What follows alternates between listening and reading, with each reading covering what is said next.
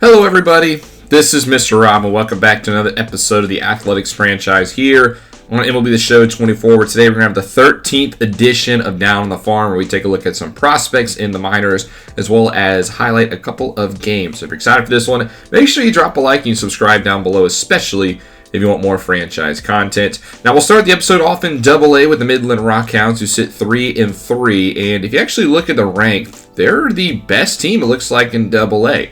Now, they were unable to turn it into a first half win, but you can see everybody in the division is 3-3, so an interesting start. Top guy to probably highlight down here is Colby Thomas, who spent the year starting off in AAA. He's been sent down to Double-A to kind of refine his form, and it looks like he has. The 25-year-old from the University of Florida has been playing some good ball down here with the Rockhounds. Obviously, the number 4 overall pick, Charlie Rowe, last year from Jamaica, is the guy we've taken a look at, and his progress has been nice to see. He's hitting .343. I imagine he would get the call to AAA maybe at some point. And then on the mound today will be Sean Ariano, a guy we've seen a lot down here in Double-A, but he's by far and away, I would say, the best starting pitching prospect, so I have no problem looking at him again. Now, we're going to be playing the Corpus Christi Hooks, who are the Double-A affiliate of the Houston Astros, and they're interesting because they have 0 top 100 prospects in their organization. The Astros farm system is very bare, and the Hooks are 3-3, but I imagine that they're overachieving because their roster does not look that good. So hopefully the Rockhounds today can impress in the game that we watch, as we'll start off in the first inning with 2 on, 2 away, and Ariano will get out of the little mini jam to begin his day. Bottom 1, here's 1 down for Yuribel Angeles, who pulls this one into left, where it will drop for a base hit. Angeles has split some time in Double-A and Triple-A, and he actually legs out a double, so aggressive base running pays off as he gets into second. That'll be a good spot for Colby Thomas, who with a 2-2 goes around, and he will be called for strike 3. So now 2 down with that runner on second for Kyle McCann, the catcher, and he will hit this one down the third base line. It's deflected, but it will be safe for everybody. So now runners in the corners. Brett Harris's job to push the runner in, and he does. Rips this one into left. It drops just in front of the left fielder, and the Rockhounds are on the board first, 1-0. Jesse Winkler up next. He looks at strike 3. He gets locked up a little bit, but the Rockhounds out in front. Bottom 2, here's Charlie Rowe at the dish for the second time, and he's got a runner on second. He's going to pull it into left. Runner's going to be sent home, and Charlie Rowe has an RBI single to make it 2-0. That's what we like to see out of our top pick last year. Kyle McCann now in the third with 1 down, and he's going to rip this one into the right center gap. McCann is the catching prospect down here, and he gets himself a little bit extra base hit action as he's into second base. Next batter, Brett Harris, who singled in his first at-bat, will draw a walk here. So Way, the pitcher for the Hooks, getting himself in a little bit of trouble as Jesse Winkler at the dish pulls this one into left, and it will drop. Runner will not be sent home this time. They'll just keep bases loaded. Probably a good call. So a big spot here for Dave Bautista Jr., who's recently got called up to Double-A, Danny Bautista, excuse me, and he's going to capitalize with a 2 RBI single, and now the Rockhounds lead 4-0. Still only 1 down. Kobe Holzer, 2 down now, as he pulls this one into left field, and that's going to get down. That's going to be another run. The Rockhounds tallying them up here in the third inning. It's now 5-0, in a big spot for Charlie Rowe to keep the inning alive, and he will do just that. Rowe laces one into center field, drops for a base hit, and 2 more will score. It's 7-0 Rockhounds, the 5 spot here in the third inning. Angeles' job to keep the inning alive, and he does. He draws a walk, so we'll officially bat around here in the third. Thomas now with his third at bat gets a hanging curveball, but he gets just underneath it. But it's 7-0 Rockhounds here after 3 innings. Top 4, Ariano with a great cushion. He doesn't really need it. He's striking out batters left and right. He gets through the 4th and the 5th. He gets through that 1, 2, 3. So Ariano, great day on the mound for him. As you go bottom 5 here, here's Colby Holzer leading off for the Rockhounds, and he's going to hit another one. That's the 11th base hit of the day for the Rockhounds, and we're just starting the 5th inning. A leadoff double will bring up Charlie Rowe, who has 3 RBIs on the day, and he'll just chop this one up over to second, where it will be played for the first out. Runner does move up to third, though, as Angeles now with a chance to bring him in, and he draws a walk, so he'll take first. Sets the double play in motion, though, for Colby Thomas. Can he get his first hit of the day? Well, no, he won't get his first hit, but he'll pull this one into left, and that will be deep enough, it looks like, to tag the runner. So it's an RBI for Thomas, and it's 8-0 Rockhounds. Top 6 now, Ariano still on the mound, and he's going to get through 6 solid innings of work. A good job from him, all shutout as well. Bottom 7, here's Charlie Rose, last at bat, it looks like, of the day, and he's going to pull this one into center field, and it's going to drop. A multi-hit day for Charlie Rowe, our number 4 overall pick last year, has been improving really nicely here in Double-A. Fortunately, nothing would come up it, and then here in the 8th inning, Arias now on the mound for the Rockhounds, and he does give up a 2-run homer, so the shutouts will not be in order for the Rockhounds, as Michael Arias gives up the deep ball. That'll make it now 8-2. Still a 6-run lead. And, well, that would actually be all the scoring in this one. The Rockhounds win by that exact same score, looking pretty dominant down here in Double-A. It was great to see the offense hit the ball. And Ariano had a great day on the mound. And it gives the Rockhounds a win. Now we'll switch over to Triple-A, who haven't fared much better. The Las Vegas Aviators sit 37-44 on the season. But there's a lot of interesting guys down here to take a look at. Start off with the more established names. Darell Hernandez is down here at AAA. He's played 6 games up here at the majors so far this season. He's only 1 for 7 in those 6 games. But, you know, he's doing good here at AAA, so I'm sure at 24 he'll get another shot. There's also Abraham Toro, who's turned it around after what was a 2025 to forget. He's been hitting a lot better down here at AAA. And if Wilson continues to struggle at third base, we could always call up Toro to give some help. As far as the prospects, the top guy I want to look at here today is Clark Elliott, the 25-year-old who could be the right fielder of the future. You know, Rooker's no spring chicken, especially if he gets traded this year. Maybe we call up Clark Elliott to see what he can do. And there's also Pedro Pineda in center field. He's younger a little bit than Elliott's, but a guy from the Dominican Republic at 22 is also younger. I think him and Elliott could be a good outfield tandem.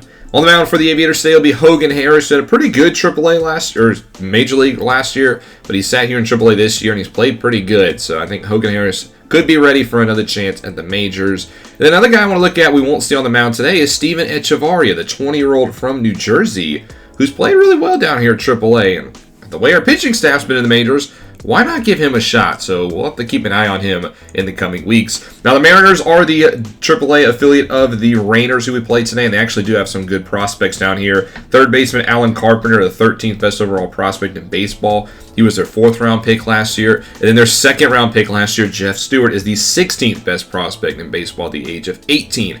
So the Mariners had a very good draft last season, which stinks because they're also in our division. There's also Ryan Bliss, who played 46 games at the majors already this year, but he's been sent down to AAA to get his swing back, so we'll take a look at him. And on the mound for the Tacoma Rainiers today will be Emerson Hancock, who has some major league experience as well. He's played in 22 career games with 3 starts with a 4.80 ERA average through 50 2/3 innings.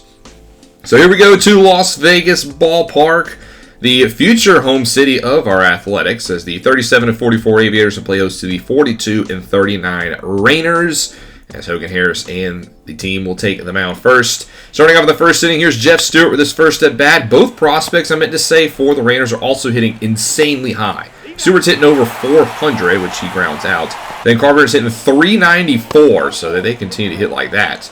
My goodness, they could be the majors sooner rather than later. Now, Carpenter gets a favorable call and gets the walk, but it doesn't matter because Ryan Bliss will strike out looking to in the top of the first. Bottom 1 now, Clark Elliott leading off for the Aviators. We'll take a look at him to begin, and he will, well, pop up into left field for the first out.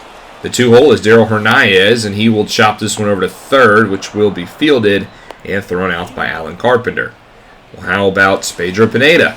2-2, he swings and misses on the slider, so a 1-2-3 for Hancock. And the other guy we highlighted, Toro, is the 4-hole hitter, and he will ground out. So the top 4 guys I said to look out for, I'll get out in their first at-bats.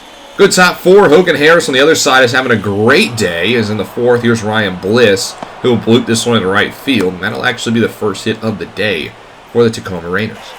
2 down now for Baez, and a pitch in the dirt. Runner on second, that's Bliss now. Will try to take third, and it's a bad idea. C.J. Rodriguez guns him down.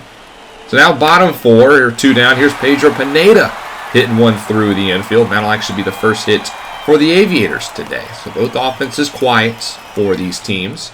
Toro now up next on the 0-2, and he swings and misses through the changeup. Hancock having a great day on the mound for Tacoma. Top 6, Adrian Martinez now at the dish, as Harris, had a great day, but the pitch count was already really high, as Carpenter at the plate will now get an infield single. Keeps the inning alive for Ryan Bliss now up next with a 2-0, and he'll also keep the inning alive, so we just need one more out. But back-to-back hits from the Rainers have stopped that from happening. That'll bring up Shrek now in the 5-hole spot, and he'll pop this one up over to right. Kyle Muller now on the mound for the Aviators, and Elliott will make the play. So still scoreless through 5.5. The only problem is we go into the bottom of the 6th, and we can't do anything either. Clark Elliott hit this one to center. It's caught. Hancock goes 6 innings so far, only 1 hit allowed. Kyle Muller stays in for the 7th, and he's going to start off a little shaky. Back-to-back base hits for Tacoma has him in business. Could be their best chance today. Emerson now up next with the 1-2, and he's going to sky this one to right field. Elliott will be deep enough to make the grab, but the runner on second will head to third. And now you got a runner on third base for Tacoma with only 1 out. Muller stays in to go up against De La Cruz, and he'll hit this one into right. It will be gloved, but they're going to send the runner home, and the relay throw is not in time, and the Rainers will finally get on the board and draw first blood here in the 7th. It's 1-0. Next batter is Fry, and Fry's going to hit this one in the gap. A curveball misses the spot, and this will be a ground rule double, and we're lucky because if that's not, a run scores. So now 2 in scoring position. Danny Jimenez will race the mound trying to get the final out. He will do just that. So clutch pitching there from Jimenez. We'll go down 1-0. Bottom 7. Darryl Hernandez leading off for the Aviators. And he will actually hit this one to left. And a poor dive allows this single to turn into a double. So now we'll get that. Runner in scoring position. Pedro Pineda up next. He first pitch swings. Grounds it over to third, but it allows Hernandez to move to that same bag. And now we have a runner 90 feet away with 1 out. Can Toro drive him in? You betcha! Single up the middle. Abraham Toro comes up clutch, and we're tied at 1 again. As Toro trying to make his claim. He wants to be back on the big league club. Angelo Jaquez up next. One of our draft picks from a couple years ago. He singles up the middle. This inning's not over yet. Still only 1 down. We have 2 on. Now 2 down for Cooper Bowman, and he will hit this one to center, so nothing else to come of the inning. But hey, at least we get some hits, and we tie it up at 1 apiece. Here we go, top 9. This is Abner Uribe, a guy that we acquired in the Shea Langoliers trade before the season as Toro flashes some leather. He's got a potential, so I'm excited to see what he can do once he finally makes up to the majors. He'll get this year at AAA, and he could be a good bullpen piece. Go bottom 9 now. Here's Jaquez of the dish, and he'll ground out, which means we got some free baseball here in Las Vegas. We go into the 10th inning. Lucas Erceg now on the mound for the Aviators trying to strand the runner. He's been the closer down here with Las Vegas. He's actually done a pretty good job of it, so he gets the nod here. He's not going to get a save chance today. As with 1 down, he strikes out Fry. It's a big strikeout. Because now he just need to get this final out against Jeff Stewart, which is not easy, but he does. And Erceg will strand the runner, which means we will go into the 10th with a great chance to win this game. We get the extra innings runner on second. Max Schumann leads off for the Aviators, and he'll chop this one up the middle. Jaquez is on second. He's going to be sent home, and the throw is not in time, and the Aviators will walk it off here in the 10th. We only needed 1 batter, and it was Max Schumann who gives us the win. 2-1 is your final score. A exciting one here at AAA as they get to celebrate in front of the home team. Nice win for them. It was a good episode all around for the minors. A lot of fun. Got some wins, and we got to see some good action, and a lot of our prospects played pretty good. Next episode, we'll return to the Big League Club, where we'll welcome the worst team in baseball, the Rockies, at home for a 3-game stretch before playing host to the 50-34 Red Sox. As we get closer and closer to the All-Star break, the draft only 11 days away, so we got a lot of excitement coming in this series. But if you guys enjoyed this Down the Farm episode, let me know in the comment section below what prospect you are most excited for and who you think could be a game changer for the Athletics. But if you have not already, make sure you drop a like and you subscribe down below. This is Mr. Rob, and I'll see you in the next one.